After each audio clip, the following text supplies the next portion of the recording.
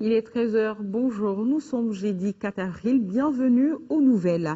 Le processus électoral est en bonne marche. L'annonce a été faite au cours d'une rencontre d'échange qui se tient dans ce sens sous la présidence du ministre de l'Administration territoriale.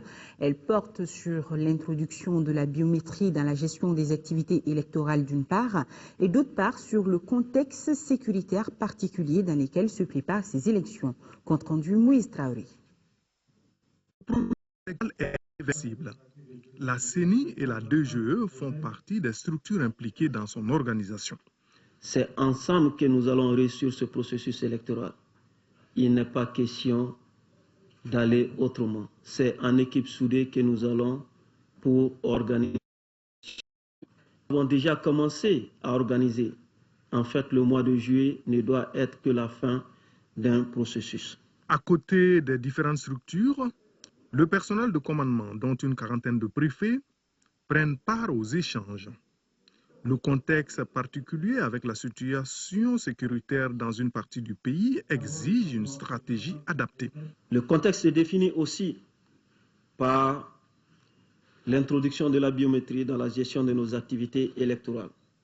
Il s'agira de sécuriser l'identification des électeurs, d'avoir des listes électorales perfectionnées, aussi d'ajouter bien évidemment les activités liées aux deux premières. Les 3 journées sont mises à profit pour examiner la répartition territoriale des électeurs et la stratégie de remise des cartes NINA. Il est également question de la validation des supports d'établissement de listes électorales. Enfin, le séminaire bénéficie du soutien de la Fondation AIFES d'appui technique aux processus électoraux. Soutenir le système éducatif malien, telle est l'ambition de la mairie du district de Bamako. Pour cela, elle vient de procéder à une signature de convention avec les comités de gestion scolaire des centres d'animation pédagogique de Sebeninkoro et de Taliko. Le reportage est de Abdraman Maïga. Avec cette signature de convention, la mairie de la commune 4 du district de Bamako et les comités de gestion scolaire des centres d'animation pédagogique de Sebeninkoro et de Taliko se donnent désormais la main. Cette collaboration aura pour centre d'intérêt une meilleure prise en compte des préoccupations des différents établissements publics et privés de la commune 4. La finalité recherchée demeure l'amélioration des conditions de vie et d'apprentissage des élèves au niveau de ces 2 caps. La signature de la convention, c'est aussi un double engagement. L'engagement des comités de gestion à bien faire. L'engagement des comités de gestion à s'occuper exclusivement de l'intérêt scolaire, à mieux gérer les écoles, à mettre la bonne gouvernance dans l'administration scolaire. Si le rôle des comités de gestion est leur meilleure implication dans la gestion de l'école, pour ce faire, la mairie de la commune 4 s'engagera à les accompagner. Son rôle sera de retrouver des partenaires stratégiques pour le financement des activités qui seront élaborées par les comités de gestion scolaire. L'engagement de la collectivité, c'est être près des comités de gestion scolaire, les accompagner, les aider par tous les conseils possibles, les encadrer, les encourager et être aussi un bon relais auprès de l'État. Le maire et sa délégation ont visité au groupe scolaire de Sebeninkoro la réalisation de l'association Unko, une association qui s'est donnée depuis bientôt 2 ans pour mission d'assurer la formation des élèves des classes de 4e, 5e et 6e année aux écritures Unko. Ces activités qui se déroulent dans 2 groupes scolaires de la commune 4 bénéficient de l'appui de la mairie. Voilà, comme vous l'avez constaté, il s'agit plutôt de la mairie de la commune 4 et non du district. Lancement officiel des activités au titre de l'année 2013 de l'association de solidarité et d'action en faveur des déplacés et réfugiés du nord du Mali. Cette nouvelle association veut contribuer à l'amélioration des conditions de vie des déplacés et réfugiés du nord. Fademba Keïta. Soulager les souffrances des populations durement éprouvées par les événements du Nord à travers les actions ciblées en matière d'hygiène, de santé, d'éducation et de sécurité alimentaire, tel est l'objectif de cette association.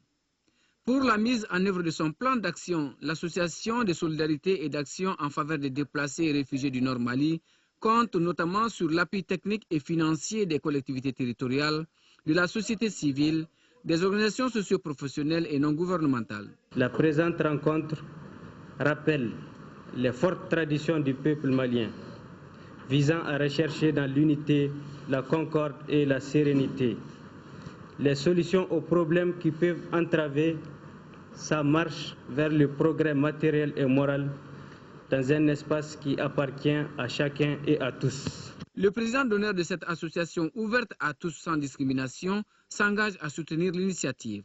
Leur initiative s'inscrit parfaitement bien dans la droite ligne de la feuille de route de transition adoptée par le gouvernement. Appuyer les réfugiés et les déplacés du Nord, faciliter leur retour, les accompagner, les réinsérer.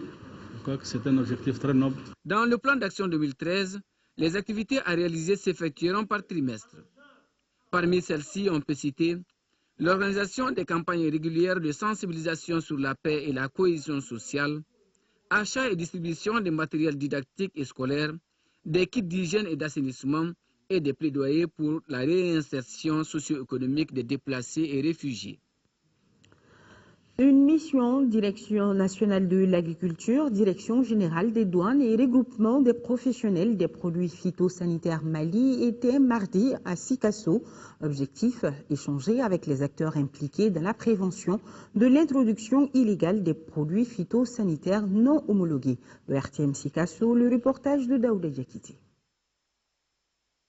Depuis un certain moment, le constat qui se dégage est que la plupart de nos marchés sont inondés de produits phytosanitaires de contrefaçon, ce qui constitue un manque à gagner de plusieurs centaines de millions de francs CFA pour le trésor public. Ainsi, pour inverser cette tendance, la nécessité d'une synergie d'action s'impose. Voilà ce qui justifie cette mission conjointe Direction nationale de l'agriculture, des douanes et du CropLife, groupement des professionnels privés de distribution des produits phytosanitaires du Mali. Nous sommes en début de la nouvelle campagne hivernale et c'est ce moment précis que certains opérateurs économiques choisissent pour faire rentrer des produits qui ne sont pas autorisés par le comité sahélien des pesticides. Sikasso est, à mon avis, un des endroits les mieux indiqués compte tenu de la longueur de la frontière avec les zones d'entrée de ces produits. Il s'agit donc à travers ces cadres de poser un diagnostic réel du phénomène de prolifération des produits non homologués, comment limiter ou sinon éradiquer leur introduction dans les territoires. Et les acteurs semblent déjà bien compris la mission. Dans un premier temps, nous sommes satisfaits de cette mission du fait qu'ils nous mettent à niveau par rapport à l'information, à la documentation. Donc à partir de l'instant, nous pensons que les agents auront des documents fiables, les permettant d'appliquer au mieux les dispositions de protection contre l'importation de ces produits non homologués. Les échanges avec les techniciens de l'agriculture ont surtout porté sur les moyens à préconiser pour lutter efficacement contre le trafic illégal sous toutes ses formes. Les personnes en situation de déficience auditive ont désormais un espace pour s'informer à la télévision nationale. Pour un départ, c'est l'édition d'information Dogokun Kibaru qui est concernée par le langage des signes. Un début que le RTM ambitionne de poursuivre en collaboration avec l'association malienne des sourds et Stop Handicap. Cheikh Oumar Sangaré nous en parle. Les déficients auditifs ont désormais accès à l'information sur la télévision nationale. Cela a commencé le dimanche dernier par l'édition d'information Dogokun Kibaru en Bambara. L'accès des malentendants à l'information est un facteur de leur inclusion. Les responsables de l'ORTM en ont voulu ainsi. En fait, c'est Handicap qui nous a écrit pour demander si nous pouvons inclure ce procédé dans nos programmes. Vous savez, nous avons 13 langues nationales. Dans les bulletins de langue, nous avons aussi le français comme journal. Alors il faut assurer tout ça, ce n'est pas une mince affaire. Notre ambition, on voit petit, mais on a une grande ambition en fait. Couvrir toutes les éditions d'information n'est pas une chose aisée, car les signes des sourds varient en fonction de la langue et du milieu. Les sourds de Bamako ne signent même pas comme les sourds de Ségou, encore moins que les sourds de France ou des États-Unis ici. Donc on a tenté de faire, d'uniformiser, d'avoir une langue internationale des sourds ici, le gestino, mais impossible ici. Chaque communauté sourde ici veut garder son identité ici. L'initiative est venue au bon moment. parce qu'actuellement, chacun a besoin d'informations. Aujourd'hui, merci, il est très content. Tous les sourds du Mali peuvent, maintenant avec la langue des signes ici, le journal parlait en langue des signes ici, vraiment, les sourds sont vraiment très contents. Hors de nos frontières, en Guinée-Conakry, l'opposant Jean-Marc Tellino devant la justice. Ce leader politique est accusé d'escroquerie. C'est la deuxième fois que Jean-Marc Teliano se rend au tribunal de première instance de Mafanko à Conakry. Il y a une semaine, l'ancien ministre de l'Agriculture était entendu pour outrage et injure envers l'actuel chef de l'État. Cette fois, le juge veut l'entendre pour une affaire d'escroquerie. Pour les avocats, c'est du harcèlement. Ils accusent le juge d'instruction d'impartialité. Nous voulons une justice équitable, une justice saine. Mais que vous dites à un juge d'instruction, nous ne te faisons plus confiance parce que nous te suspectons. Nous pensons que tu as une certaine amitié avec notre adversaire, malgré qu'en réalité l'adversaire dans cette affaire, c'est autre personne. Jean-Marc Teliano a reçu le soutien du chef de file de l'opposition qui réclame le respect de la présomption d'innocence. Aujourd'hui, c'est notre collègue, un leader d'un parti politique bien connu sur la place, et dont les droits sont aujourd'hui violés. Et c'était tout à fait normal que nous arrivions ici, donc pour exprimer notre solidarité à l'endroit de notre collègue. À la sortie du tribunal, les partisans de Teliano étaient présents, pancarte à la main, pour réclamer justice. De partir par les forces de l'ordre, ce qui a provoqué une altercation. Il faudra l'intervention de Jean-Marc Teliano lui-même pour calmer les esprits. Toujours sur le continent, en Côte d'Ivoire, le dispositif militaire se renforce à l'ouest. Au Cameroun, première déclaration du président Bozizé en exil, justement parlant du coup d'État centrafricain qui a fait 13 victimes dans le rang des soldats sud-africains. Leur famille demande l'ouverture d'une enquête. Le président centrafricain déchu parle pour la première fois depuis son exil au Cameroun. La chaîne camerounaise privée Canal 2 a réussi à interviewer François Bozizé dans l'hôtel de Yaoundé où il vit retranché. L'ancien président accuse le Tchad de l'avoir lâché et d'avoir aidé les rebelles du mouvement Séléka. Selon François Bozizé, le Tchad s'oppose aussi à sa présence au sommet extraordinaire sur la Centrafrique qui s'ouvre ce mercredi à N'Djamena. La polémique enfle en Afrique du Sud depuis la mort de 13 soldats en Centrafrique. Le président Zuma a rendu hommage à ses militaires tués le 24 mars par la rébellion pendant la prise de Bangui. Un bilan très lourd qui suscite beaucoup de questions. Les médias insinuent que le pouvoir a dépêché des militaires pour soutenir le président Bozizé en échange de contrats miniers. Démenti formel de Jacob Zuma. Nous rejetons toutes les insinuations sur les raisons de l'envoi de ces soldats en Centrafrique, autre que la poursuite de l'intérêt national et de l'intérêt du continent africain. Un plaidoyer qui a du mal à convaincre. Le parti d'opposition, l'Alliance démocratique, a demandé une enquête sur le rôle de l'armée sud-africaine en Centrafrique. La Côte d'Ivoire renforce son dispositif militaire à l'ouest. Selon le chef d'état-major ivoirien, 600 soldats de l'armée régulière sont désormais déployés dans les départements de Tout-le-Pleu, Glo et Taï. Ces militaires, aidés de patrouilles aériennes de l'ONUCI, resteront au moins jusqu'aux élections législatives du 21 avril.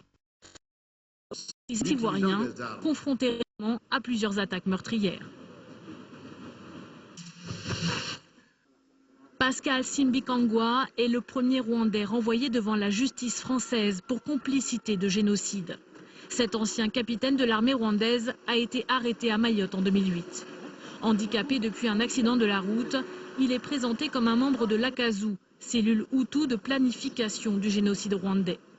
Pascal Simbikangwa a 10 jours pour faire appel de sa mise en accusation. Voyons à présent l'actualité vers le monde et en télégramme. Israël met en garde contre toute attaque en provenance de Gaza ou du Golan après des tirs de roquettes vers la ville de Sderot. La mort d'un prisonnier palestinien dans un hôpital israélien a rallumé les tensions dans les territoires. L'armée de l'air de l'État hébreu a effectué 3 frappes de représailles sur la bande de Gaza sans faire de blessés. Ce sont les premières depuis la trêve conclue fin novembre avec le Hamas qui rend Israël responsable de l'escalade de la violence. Nouveau rebondissement dans la crise bancaire chypriote. Le ministre des Finances, Michalis Saris, démissionne. Le gouvernement a en effet mis en place une commission chargée d'enquêter sur la façon dont l'île a été poussée au bord de la faillite. Et le ministre dit partir pour laisser libre champ aux enquêteurs. Des rumeurs circulent sur des transferts financiers douteux effectués par plusieurs personnalités politiques. De nouvelles manifestations ont eu lieu mardi soir à Nicosie contre le plan de sauvetage international de 10 milliards d'euros qui impose à l'île des mesures drastiques. Il aura fallu 7 ans de discussion pour que l'ONU adopte mardi le premier traité censé moraliser le commerce des armes conventionnelles, estimé à 80 milliards de dollars par an. 154 voix pour et seulement 3 contre, celles de la Syrie, de la Corée du Nord et de l'Iran. Toutefois, 23 pays se sont abstenus, parmi lesquels certains des principaux exportateurs ou acheteurs de ces armes, Russie, Chine ou encore Égypte ou Inde. Le traité sera ouvert à la signature à partir de juin, chaque pays étant libre de le parapher ou non. La grippe aviaire fait de nouveau parler d'elle en Chine avec la mort de 3 personnes sur une dizaine pour l'instant contaminées. Il s'agit d'une nouvelle souche du virus, la H7N9, qui ne s'était jusque-là pas transmise à l'homme. Les premiers cas sont apparus à Shanghai et se localisent dans l'est du pays. Certaines victimes n'avaient pas de contact direct avec des volailles. Les scientifiques craignent donc une mutation du virus. La grippe aviaire a fait 360 morts dans le monde depuis 2003, mais la souche H5N1, la plus commune, ne se transmet pas jusqu'à présent d'homme à homme. Voilà, restez fidèles au programme de l'ERTM pour la grande édition. Retrouvez Amadou Sankaré et demain, 10h, 13h, vous serez avec Mohamed Touré. D'ici là, vous pouvez faire un tour sur notre site web www.ertm.l. Merci à vous qui nous suivez de Bondy, Bobigny.